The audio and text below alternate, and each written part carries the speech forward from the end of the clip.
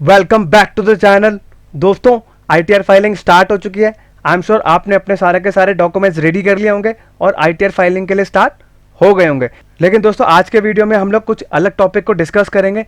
अगर दोस्तों आपको लोन चाहिए होता है किसी भी तरीके का, तो एज अ इनकम प्रूफ आपको क्या देना होता है, आपके आईटीआर के एक्नॉलेजमेंट्स देने होते हैं और आईटीआर के फॉर्म्स देने होते हैं और आपको अपना आईटीआर कंप्यूटेशन देना होता है। तो दोस्तों, आज के वीडियो में हम लोग इन तीनों के बारे में पहले पढ़ेंगे और तीनों के डिफरेंसेस को समझेंगे और आईटीआर कंप्यूटेशन आप कैसे बना सकते हैं वो भी हम लोग देखेंगे। तो दोस्तों, वीडियो को पूरा देखिएगा, स्किप मत करिएगा। आपको आईटीआर कंप्यूटेशन अगर बनाना सीखना है तो आपको इस वीडियो से पूरा क्लियर हो जाएगा और बहुत ही अच्छे तरीके से आप सीख जाएंगे। तो दोस्तों, वीडियो को स्टार्ट करते हैं। अब हम पहले देख लेते हैं कि आपको अपने आईटीआर के एक्नॉलेजमेंट्स और आईटीआर फॉर्म आपको कहां से डाउनलोड करने हैं। सिंपली आपको क्या करना है, ई फाइल में जाना है, इनकम टैक्स रिटर्न्स में जाना है, व्यू फाइल रिटर्न्स में जाना है।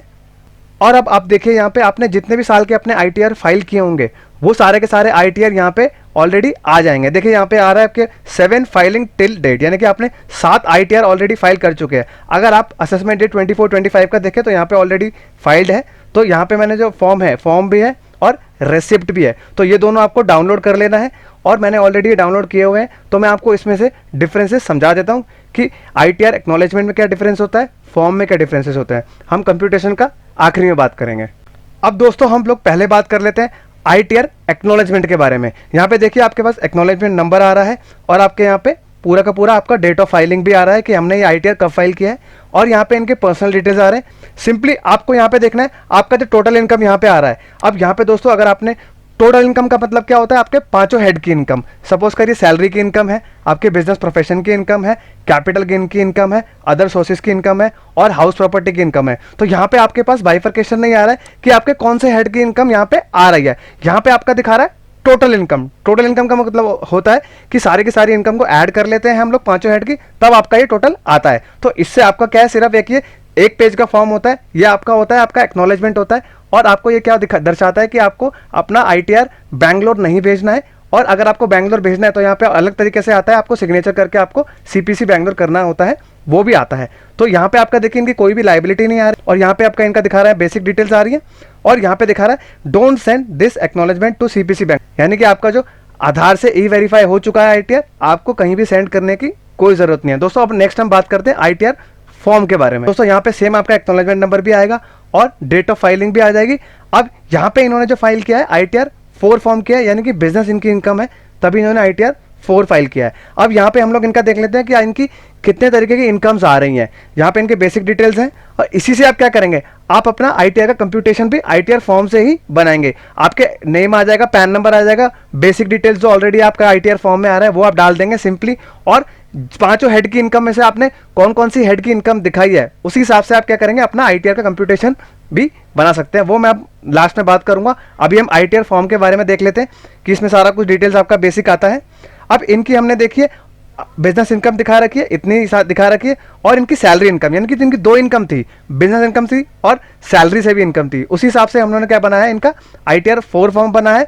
तो इनकी जो टोटल इनकम आ गई थी, इसमें आ गई थी नेट सैलरी इनकी दिखा दी, स्टैंडर्ड डिडक्शन इनको मिल गया, और यहाँ पे जो नेट सैलरी आ गई वो आ गई 231,962, और इनका अदर सोर्सेज की इनकम भी थी, यानी कि इंटरेस्ट मिला होगा बैंक से, वो यहाँ पे दिखा दिया। और इनके जो डिडक्शंस थे, कुछ जो कोई भी डिडक्शंस नहीं थे, तो यहाँ पे आपके सारे के सारे बाइफर्केशन आ जाएंगे डिडक्शंस के, आपने कौन कौन से डिडक्शंस आपने लिए हैं आईटीआर बनाते समय, तो वो भी आपका आ जाएगा। अब इनकी जो टोटल इनकम आ गई है वो ये आ गई है, और इनका जो टोटल इनकम पे टैक्स बनता है वो ये बनता था, और इनको जो रिबेट मिली 87A के अंदर, वो पूरी की पूरी इनकी टैक्स पे छूट इनको मिल गई है। यहाँ पे आपके पूरा का पूरा यहाँ पे देखिए इनका बैंक डिटेल्स भी आ रहा है, और जो इनकी अब जो बिजनेस प्रोफेशन से इनकम थी, इनका जो टोटल इनकम था ऑनलाइन रिसीप्ट से इतना था, और कैश में इनको इतना मिला, मैंने इतना इतना कंप्यूटेशन इनको करके दिखा दिया।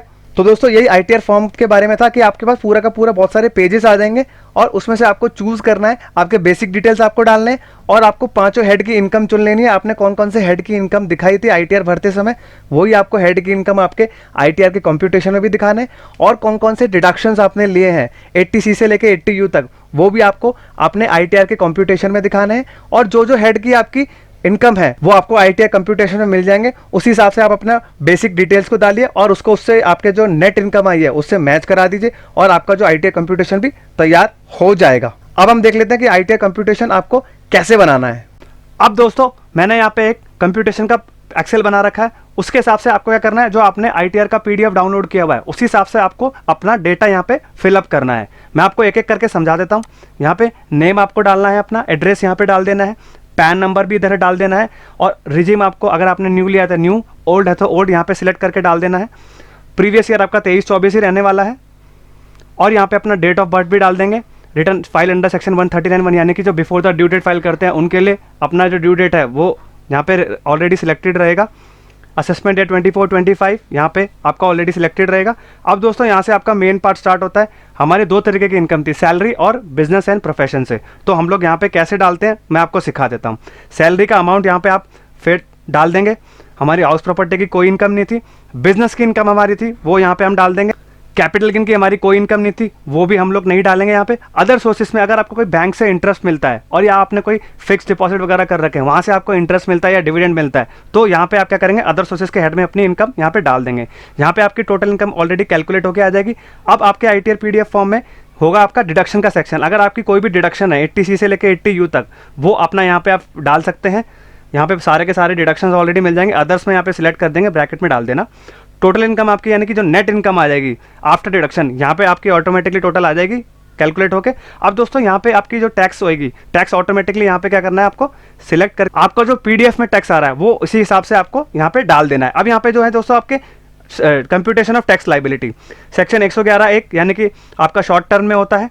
सेक्शन 112 आपका होता है लॉन्ग टर्म, यानी कि इसमें लगता है आपका 15%, और लॉन्ग टर्म में आपका लगता है 10% का टैक्स लगता है।